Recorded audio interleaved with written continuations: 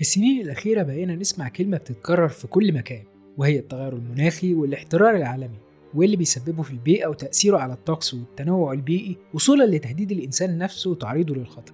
التغير المناخي مش بس بيتسبب في حصول كوارث طبيعية من موجات حر وجفاف لسيول وفيضانات، المشكلة مش في الكارثة نفسها لكن الآثار المترتبة عليها بالنسبة لنا. عشان كده الدول كانت بتحاول دراسة التغيير ده وإزاي تقدر باستخدام القوانين والتقنيات تقلل حجم المشكلة دي. السنة اللي فاتت مصر استضافت كوب 27، والسنة دي الإمارات استضافت كوب 20 عشان تدرس آخر التطورات اللي وصل لها التغير المناخي والخطوات اللي لازم تتاخد بشكل حاسم. إيه هي التقنيات الجديدة اللي العالم بيفكر فيها عشان يقلل تأثير التغير المناخي؟ والأهم، هل هتساعد الفئات المهمشة زي المجتمعات البعيدة ومناطق الكوارث والحروب زي الحرب على أهلنا في غزة؟ في تقنيات ممكن تكون سمعت عنها، وتقنيات تانية غالبا أول مرة تسمعها هنا. كوباية القهوة بتاعتك وخليك معايا، وخلينا نتكلم عن تقنيات المستقبل النهاردة، وهل هي فعلا فعالة ويمكن تطبيقها ولا هي مجرد نظريات على ورق. أنا أحمد طه وأنت بتسمع الخلاصة.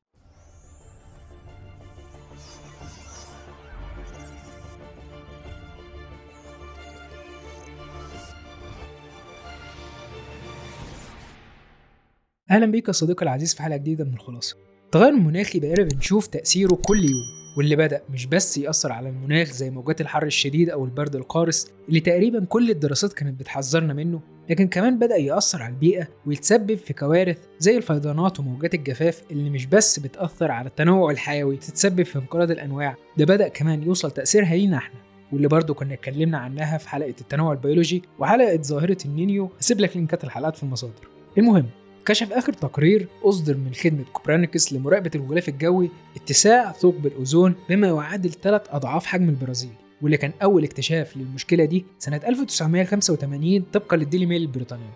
ومن وقتها وعلى مدار 35 سنة بيجتمع قادة العالم عشان يحاولوا يلاقوا حل للأزمة دي قبل ما تكبر وتأثر علينا، ومنها كانت فكرة مؤتمر كوب.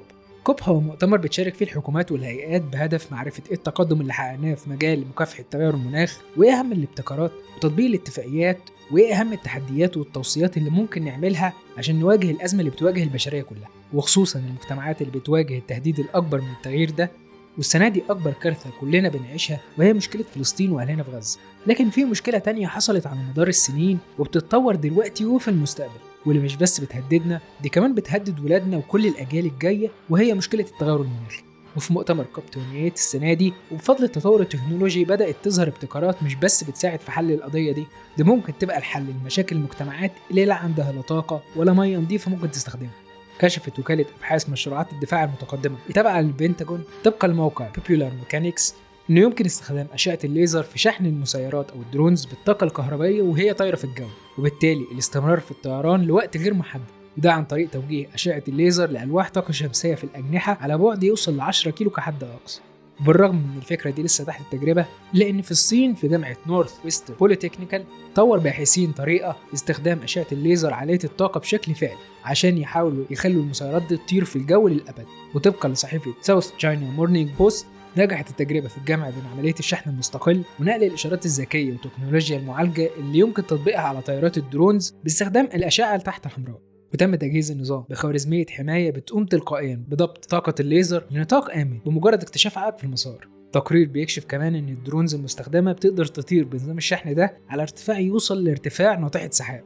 تخيل لو قدرنا نستخدم ده في العربيات الحديثة اللي بتشتغل بالكهرباء واللي كنا اتكلمنا عنها قبل كده في حلقة مستقبل العربيات الكهربائية وحلقة الدرونز وحلقة العربيات الطائرة.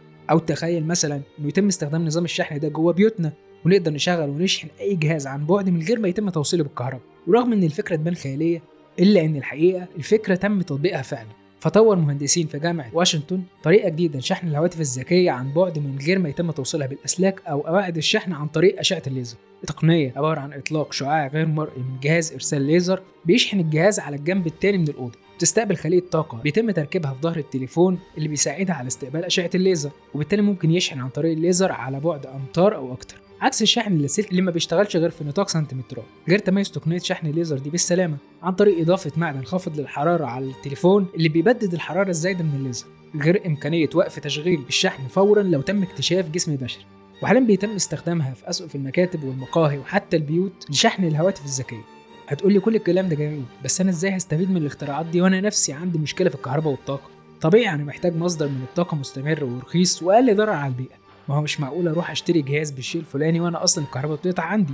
يا صديقي أكيد الحاجة دي مش هتفوتني ولا هتفوت العلماء اللي شغالين على حل المشكلة دي، بالعكس في ابتكارات قدمها مصريين في مؤتمر كوب 27 و 28 رأوا فيها حلول للمشكلة دي. خليك بس معايا. طبقا لموقع سبوتنيك طور العلماء جهاز قادر على توليد الكهرباء من الظل.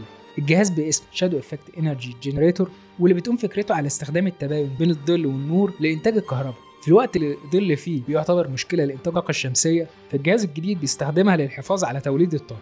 من مميزات الجهاز ده إن تكلفته أقل في توليد الطاقة بالمقارنة بالخلايا الشمسية التقليدية، وبالرغم من إمكانيات الجهاز البسيطة إلا إن دمجه بتكنولوجيا الطاقة الشمسية هيعمل فرق كبير جدا في كفاءة.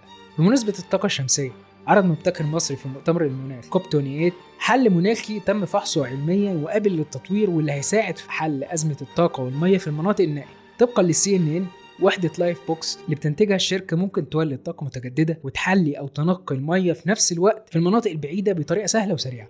شركة نور نيشن وهي المطورة والمصنعة لأنظمة طاقة متجددة مبتكرة منها وحدة لايف بوكس، وده بعد دراسة أثبتت إنه على مستوى مصر وأفريقيا والعالم إن في 3 مليار شخص تقريبا بيفتقروا لأساسيات الحياة زي الطاقة والمياه النظيفة. ومن هنا جت فكرة وحدة لايف بوكس، واللي يمكن نشرها في أماكن مختلفة زي المناطق الزراعية والمجتمعات الريفية أو المناطق البعيدة اللي ما عندهاش إمكانية الوصول لمصادر الطاقة والمياه النظيفة، وبتقدر عن طريق الطاقة الشمسية تولد الطاقة لتشغيل الاستراحات والبيوت وتحلي وتنقي أي مصدر المياه. الجهاز ليه مميزات كتير زي توفير المساحة وإمكانية التحكم به بشكل كامل عن بعد، وسهولة التوصيل من غير أي حاجة لمعدات أو شاحنات كبيرة، وسهولة الفك والتركيب والنقل لأي مكان بمنتهى السهولة، واللي تم تطبيقه فعلا في 7 محافظات في مصر كلها للقطاع الزراعي، وتم فيها استبدال المضخات والمولدات اللي بتشتغل بالمازوت، غير تخفيف حوالي 1000 طن من انبعاثات ثاني أكسيد الكربون وفقا للموقع الرسمي للأمم المتحدة. ده غير شركة مصرية تانية قدمت وحدة متنقلة بتعالج المياه الجوفية وبتخلصها من الملوحة والمعادن اعتمادا على الطاقة الشمسية.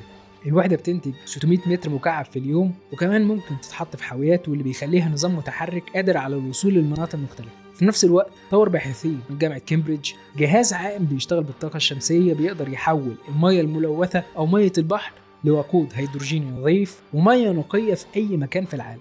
طبقا للاندبندنت البريطانية، الجهاز مستوحى من عملية التمثيل الضوئي اللي بتحول النباتات من خلالها ضوء الشمس لغذاء، لكن المميز قدرة الجهاز ده على إنتاج الطاقة من مصادر المياه الملوثة أو من مياه البحر وتحويلها لمياه صالحة للشرب، وبيستخدم بخار المياه الناتج جوه الجهاز لإنتاج الهيدروجين اللي بيستخدم بعد كده في توليد الطاقة.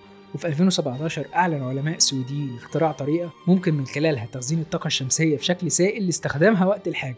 ونشرت مجلة Energy and Environmental Science العلمية إن علماء جامعة تشالمرز للتكنولوجيا في السويد طوروا طريقة يمكن من خلالها تخزين الطاقة الشمسية في سوائل كيميائية والاحتفاظ بيها لشهور زي البطاريات. ووفقا لموقع نيو أتلس إنه يمكن تخزين الطاقة دي في الحالة السائلة ل 18 سنة قبل ما يتم استخدام محفز مصمم لتحويل السائل لشكله الأصلي ويتم إطلاق حرارة وطاقة.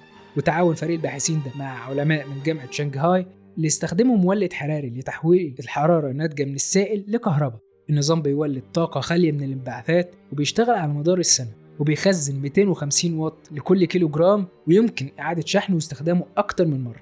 ده غير طبعا الخلايا الشمسية الحرارية اللي ابتكرها الباحث المصري أحمد دياب، واللي شارك بيها ضمن الوفد المصري في كوب 27. الاختراع بتاعه بيقوم بإنتاج الكهرباء عن طريق امتصاص الأشعة الضوئية والأشعة تحت الحمراء لإنتاج كهرباء أضعاف اللي بتنتجها الخلايا الشمسية التقليدية. ده غير إن خلايا المغنيسيوم الحرارية اللي بيستخدمها كبديل عن الخلايا الشمسية المعتادة بتعتبر مادة صديقة للبيئة ولها كفاءة حرارية أعلى بكتير، وكمادة خام فهي متوفرة بنسبة 93% على عكس مواد الخلايا الشمسية التقليدية اللي متوفرة في مصر بنسبة 71% بس. كمان وعلى عكس الخلايا الشمسية بتعتمد على الأشعة تحت الحمراء عشان تنتج كهرباء على مدار 24 ساعة لأن المصدر متوفر، وبالتالي هتولد طاقة مستدامة.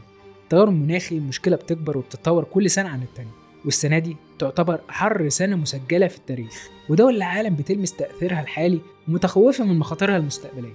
وزي ما حذر الأمين العام للأمم المتحدة أنطونيو جوتيريز وقال: انتهى عصر الاحتباس الحراري وبدأت حقبة الغليان، والأسوأ لم يأتي بعد. والنهاردة فلسطين وغزة بتعيش أسوأ كارثة إنسانية، كلها كوارث بنعيشها وبتأثر علينا، بس حاليا مفيش كارثة أكبر من الإبادة الجماعية اللي بتحصل لإخواتنا في غزة وأهلنا في فلسطين. أنا أحمد طه، أشوفكم بخير.